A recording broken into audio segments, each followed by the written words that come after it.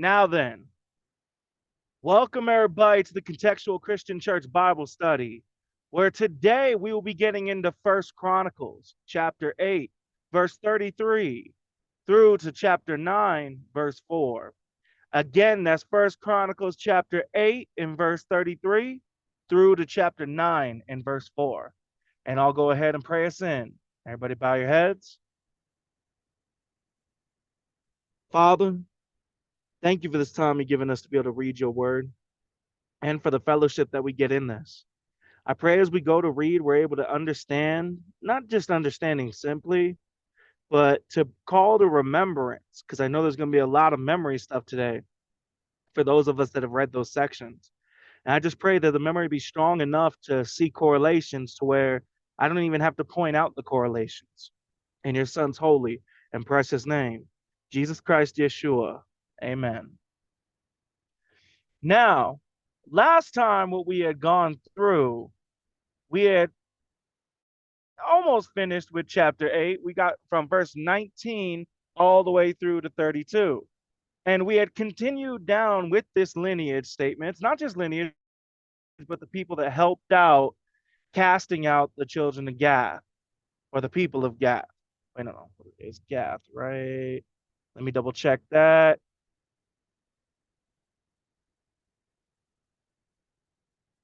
Yeah, the inhabitants of Gath.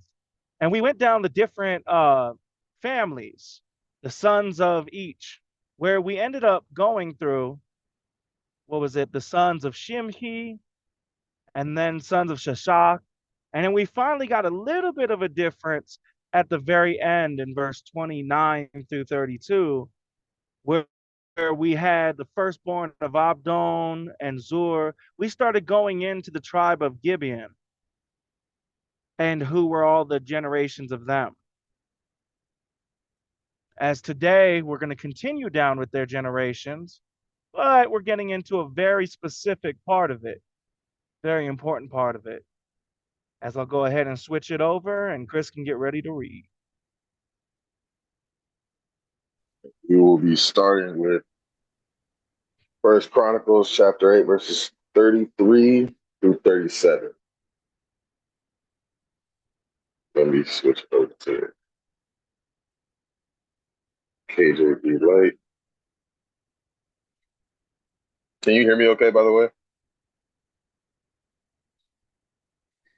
Yeah, I can hear you okay, but just a heads up, next time, try to have the Bible already ready to read. So when I call on you, you can just get straight into it.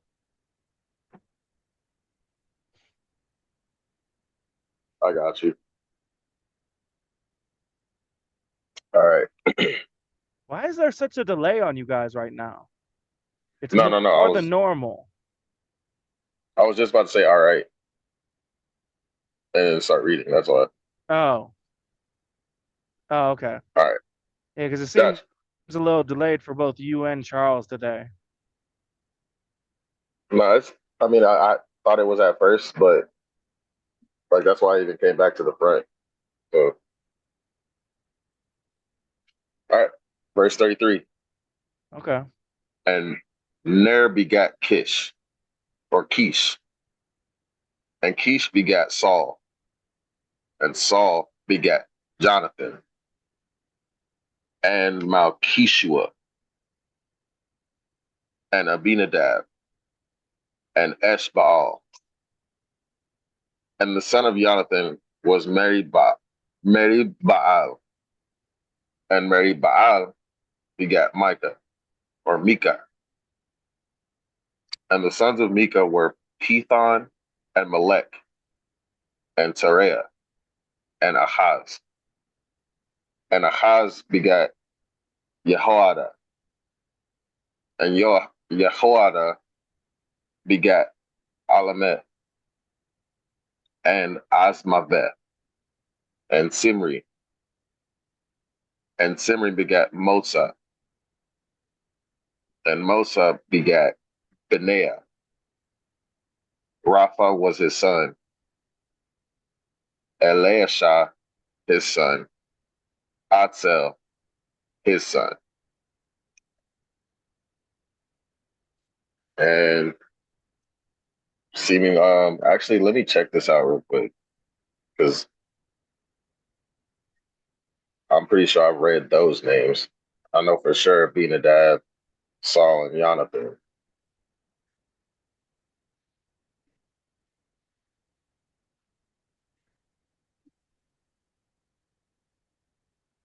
Each first king of Israel,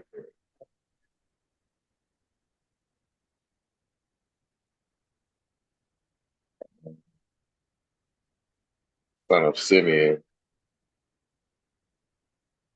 We talking about this? If I'm not mistaken, this is Do 'Em Dirty Saul. One that was Yes, yeah, okay, yeah, after David and all that.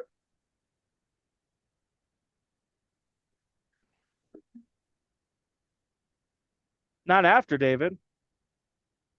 No, he was going after David. Like he was Oh, trying to going after David. Yeah, yeah, yeah. yeah, yeah. Okay. Other than that, we're listing names going down lineage again.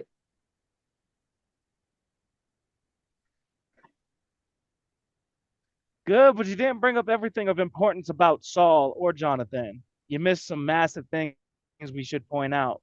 Let me give somebody else a chance. Thomas.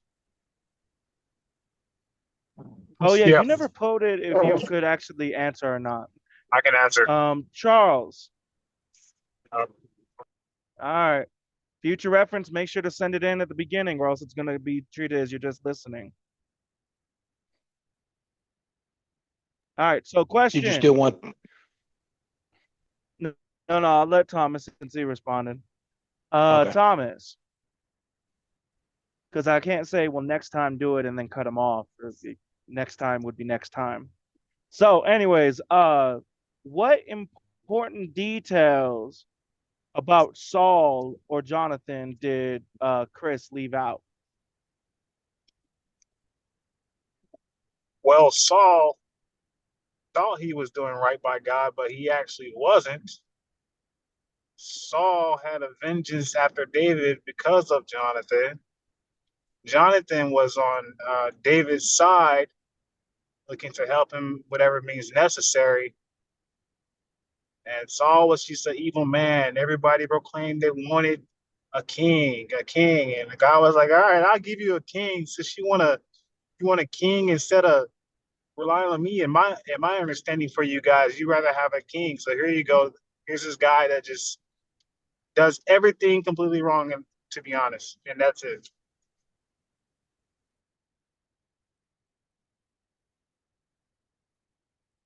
Good.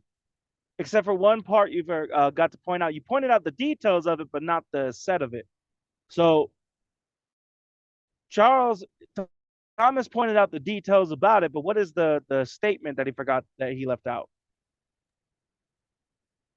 The statement of when you talking about Saul just being evil and trying to kill David and not being able to, Now not he brought accomplishing up to the kill David. evil. He brought up the evil. There was something else that he started to go into that he forgot. Because the only thing I can think about that we didn't wasn't brought up was David having the opportunity to kill Saul multiple times and didn't, and Saul dying on the battlefield. No. All right. So what Thomas forgot to bring up is that Saul was the first king of Israel. He brought up the details of it, but he never brought up which king he was. The way you phrased it, Thomas, was, "Oh, you guys want a king? All right, here you go." But you didn't point out which king he was. The way you phrased it, he could have been after David, he could have been third, he could have been fifth, he could have been first. We don't know when he became king. That's valid. But yes, your point. You said what? I said that's valid. Agreeing with you. Yeah. Okay. I didn't hear you the first time. All right. So, with that being said, Saul was the first king of Israel. And actually, he wasn't, and he did say something wrong. He wasn't always a sinful man. He started off as a man of God, and his stature was above everybody, easily visible in a crowd. He stood out, good looking guy, based on the way they described him.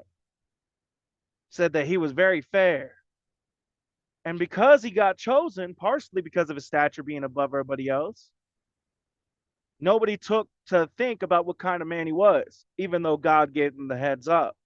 So he was the first king of Israel, and he started off godly, but just like God said, when he became king, he became a ruthless king where everything was selfish and for himself.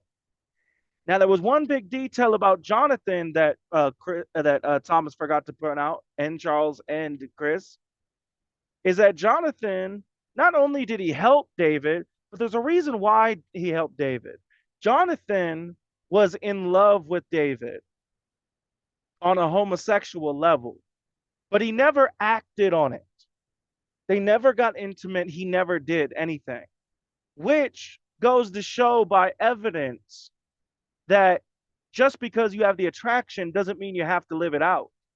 He's actually the very first example we have where somebody does have that specific temptation, but yet they were still a man of God and followed God rather than following that temptation. So those are the two things you guys left out. Number one, that Saul is the first king of Israel. And number two, that Jonathan was in love with David, but he never acted sinfully to David. Otherwise, Chris is correct. It's just still going down the genealogy. Now on to the second section. And go ahead, Charles, when you're ready. For the second section, I'm going to do First Chronicles chapter 8, verses 38 to First Chronicles chapter 9, verse 2. I'm going to give it a couple seconds. Verse 38. And Atzel had 6 sons, whose name are these: Azrikam, Azrikam,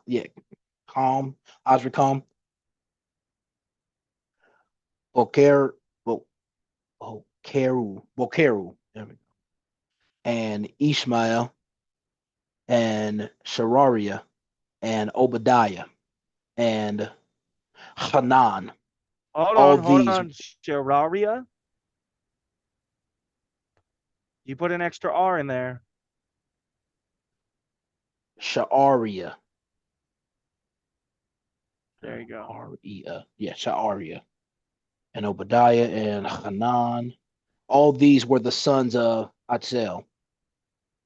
And the sons of Ashek, his brother, were Ulam, his firstborn, Yehush.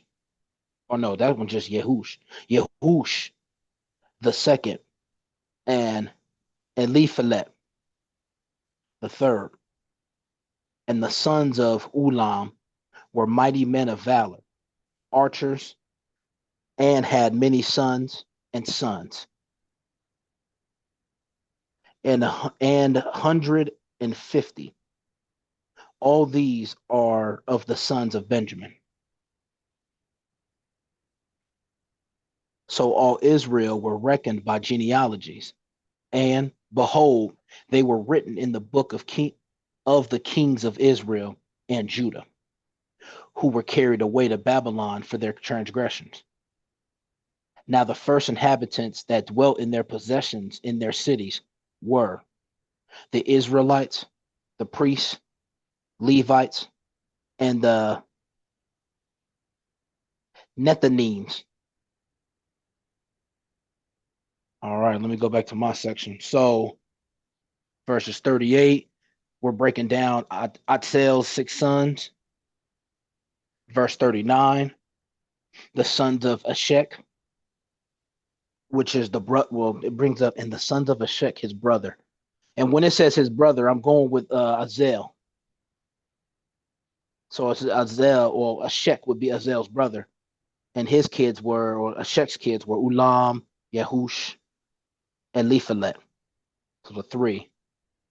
Then last verse of the chapter, verse 40. You can still hear me, right? Yeah. Okay. Last verse in verse 40. It brings up the sons of Ulam were, powerful, strong men, archers that had sons on sons, racks on racks on racks. And it was 150 of them. And then I just ended with these are the sons of Benjamin for this chapter. But then when we get into the next chapter, First Chronicles chapter 9, we start off with, let me reread this real quick.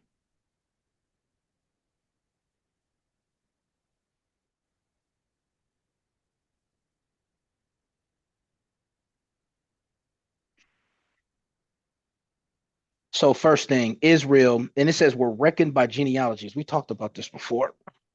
Where I wrote it down at. But when we talk about when we're reckoned by genealogies, and behold, they were written in the book of the kings of Israel. When it's written down like that, we're talking about them being listed and numbered, correct? Yep. Listed and numbered. So what's And happening in verse 1? all the for the first part, talking about the generations of Israel, or the genealogies of Israel being written and listed in a book of the kings of Israel, a book that possibility is in the Bible, or possibility it's another book, Nope. separate entire book. Written in the book of kings of Israel and Judah.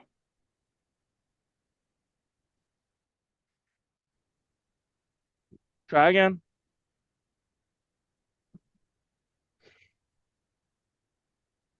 So you're saying they wasn't Charles, written in the book? the way you phrased it was wrong. Retry. And don't Israel forget being, the punctuations. so first comma, Israel being listed and numbered, and behold, they were written in the book of the kings of Israel and Judah. And you said it wasn't. It was the way I said it. Mm-hmm. Wait, what was the problem in the way I said it? Well, you're forgetting some connection of context. And you're not looking at the punctuation. You read it like the way you explained it was that all Israel was reckoned by their genealogies and written in the book of the Kings.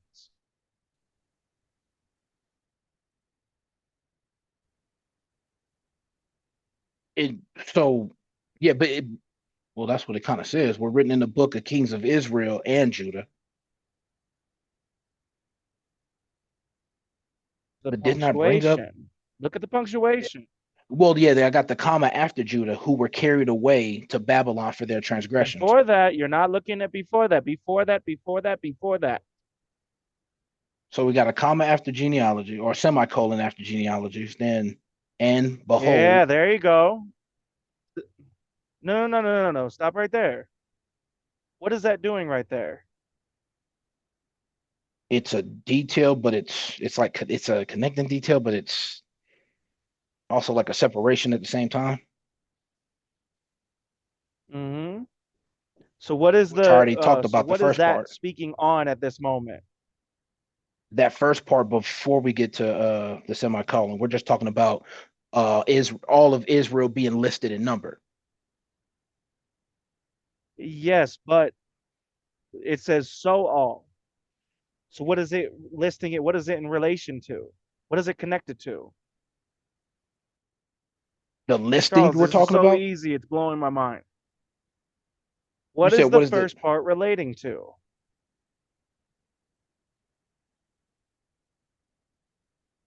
What have we been reading the last 8, 9 chapters, Charles? generations? We just been reading off the list of sons and sons and sons and generations What generations? of the 12 tribes of Israel. There Each you one. go. 9 starts off with a summary of what we read. So all Israel were reckoned by genealogies. That's summarizing what we read, Charles. All the 12 But tribes we've how? been reading. So the first statement was wrong It's then. so straightforward, it's ridiculous. And So what I said earlier was wrong then.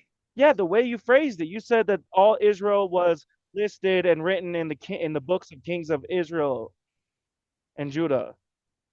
When you say it like that means that you're only saying that it's listed in the book of Kings, not that we just read it.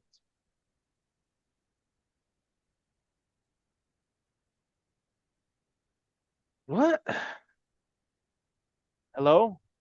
Yeah, no, I'm here. I'm here. Okay, So the problem Charles, was the way I said it. if I say I said that from the beginning. The problem is the way you're phrasing it. You're right about your point, but the way you're phrasing it is wrong. You phrased it as if there was no colon at all, as if it was all connected, saying, so all Israel was listed and written in the books of the kings of Israel and Judah.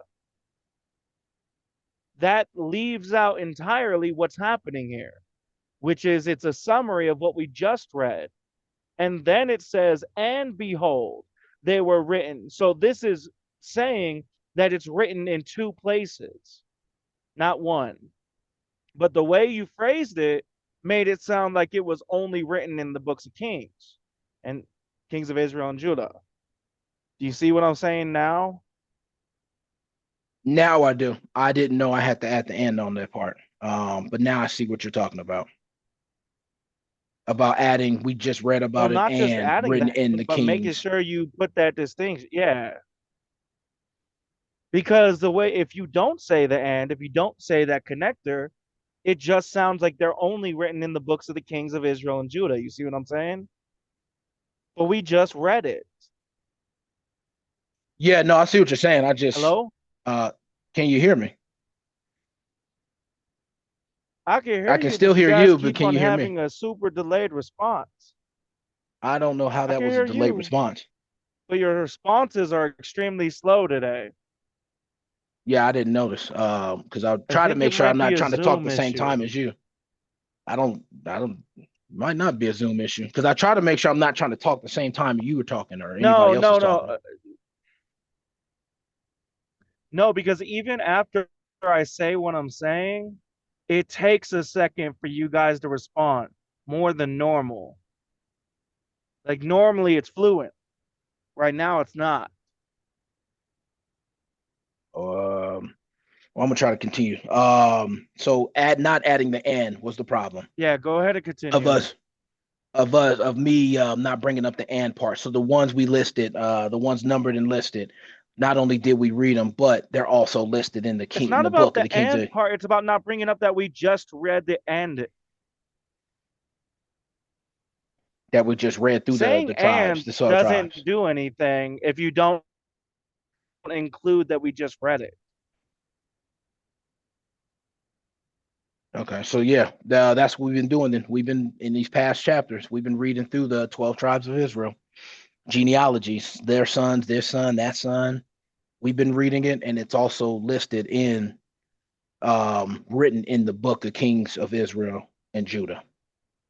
So not only is it listed there, but we've been reading it as well, and it's also bringing up the the same ones that are carried away to Babylon for their transgression. Now that's going from the part where Israel just totally went against God and completely turned away from God and started doing all these evil things and following other gods. So the Babylon, not Jesus, God allowed the Babylons to come in and take over and move them to a different land. So we're talking about that as well, which is nice. We're finally getting to that point.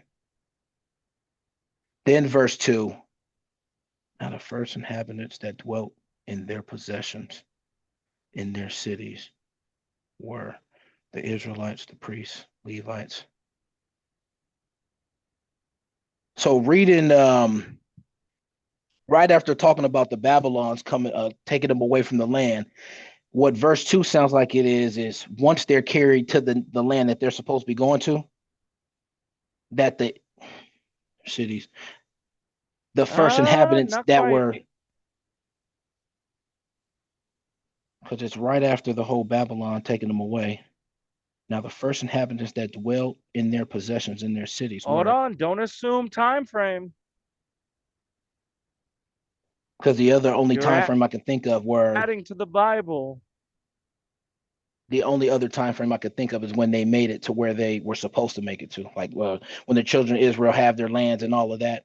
When they have their land set up, tribe set up, the first ones to be there in their lands, in their areas. Priests, Levites, Nethinems. That's the other thing I'm thinking about. Yeah, but you said after they were carried away to Babylon. That was the first thing I was thinking about, but the second thing I'm thinking about is just when they made it to, the promised land, when they got their lands situated. You have this land, we got that land. When all the Good. tribes had their land divided and everything. The word verse 2 is talking about the first ones that got to their land: priests, Levites, Nethinems.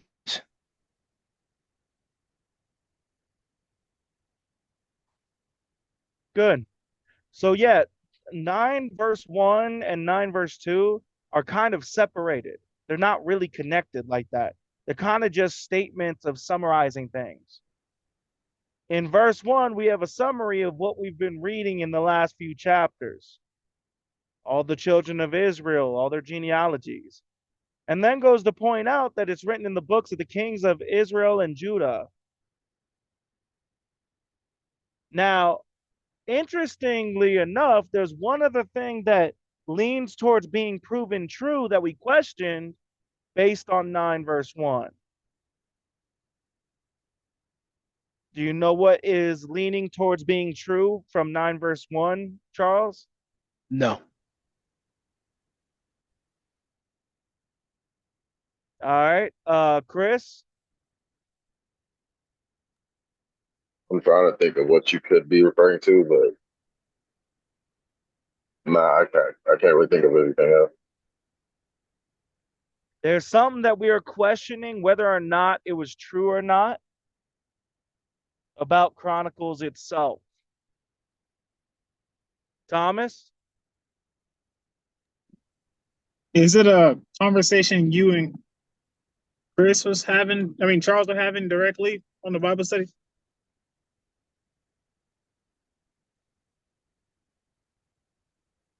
Possibly. We've had conversations about it separate from the actual context.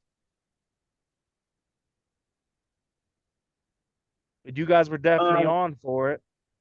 yeah, I'm not sure. All right, so 9 verse 1 gives way to sort of confirming, but not 100%, that the book of Chronicles that we're reading is the book of Chronicles of Judah and the book of Chronicles of Israel that we kept on hearing about in when we were reading the Kings, First and Second Kings. Do you see that, everybody? Charles, Chris, Yeah. Thomas? Yeah, I see it. Yeah. Yeah, So what about 9 verse 1, Charles, gives way to that being more likely to be true now?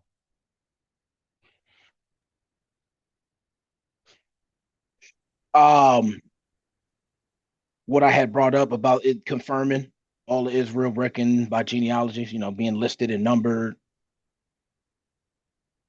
those being the ones No. we've read through all that time. Oh, go ahead.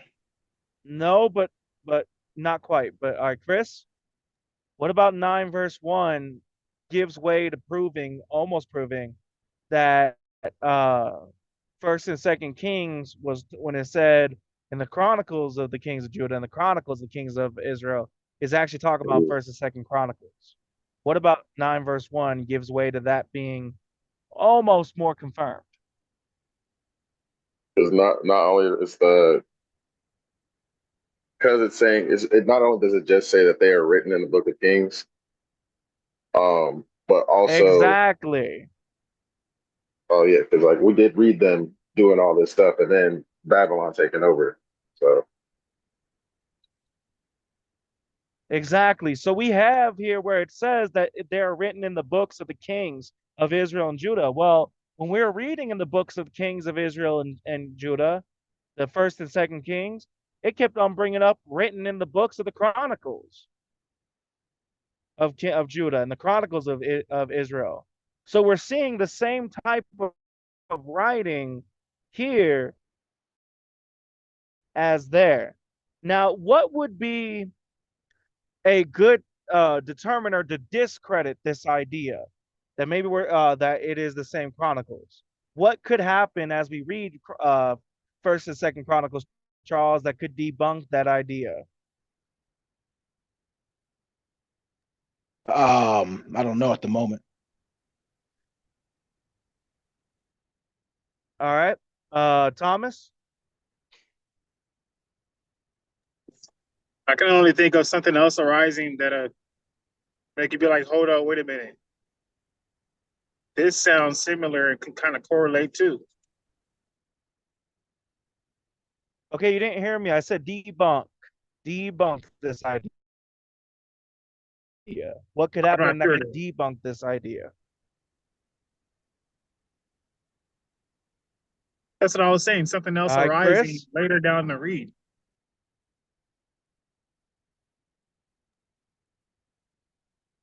What do you mean? So the only thing I could possibly no, go ahead. I don't know. This delay is killing me. All right, go ahead, Chris. All right. So the only thing I could possibly think of is how we kept going through the same names like over and over and over. That's the only thing I could possibly think of probably debunking at some point. No, repetition wouldn't debunk it. What would debunk it is if, well, keep in mind what we kept on seeing in First Kings. When it said that the Chronicles of the kings of Judah and Israel, it said that, and behold, all the things that this king or that king did, are they not written in the Chronicles of the kings of Judah or the Chronicles of the kings of Israel? So if we get through Chronicles and we don't see the supposed crazy feats or the supposed information for each of those kings, then that would debunk that idea, because it literally said they were written in the books of Chronicles of the kings of Judah, Chronicles of the kings of Israel. So if it's not written in there, if we don't read that in First and Second Kings, then it can't be talking about the same book. You see what I'm saying, everybody? Yeah. Yes, yes, I do. All right, good. Then I'll go ahead and switch it to the final section for today. And I'll be reading in First Chronicles chapter 9, verse 3 through 4. And in Jerusalem dwelt of the children of Judah, and of the children of Benjamin, and of the children of Ephraim, and of Manasseh, Uthai, the son of Amihud, the son of Omri, the son of Imri, the son of Bani, of the children of Pharez, the son of Judah. So in this last section, we don't know if it's finishing out everybody that is living in Jerusalem, but we do know that the children of Benjamin, Judah, Ephraim, and this connection. And then it went out of its way to point out that Uthai, the son of Amihud, and it goes back to generations of whose child it is, was there too. Now, this is a little homework for you guys that I'll ask you tomorrow. Why did it go out of its way to point out Uthai? What is important about Uthai? Because we just listed the children, but then it went to specifically about Uthai. So that's what you want to keep in mind for that time. Repeat Now, the does question. anybody have any questions or comments? Oh, yeah, the question is, who is Uthai? In verse 4, why is his name so important that it went out of its way to point out his lineage when everything we've read in chapter 9 so far has been generic. Even in verse 3, it said in Jerusalem, and it pointed out who lived there. And then it goes out of its way to specify one person. We got the tribe of Judah, the tribe of Benjamin, the tribe of Ephraim, and Manasseh. But then, hey, we're going to specify Uthai.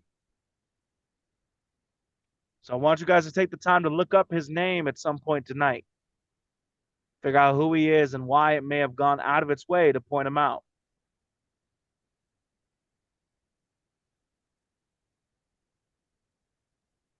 All right. Now, does anybody have any other questions or comments before we pray it out?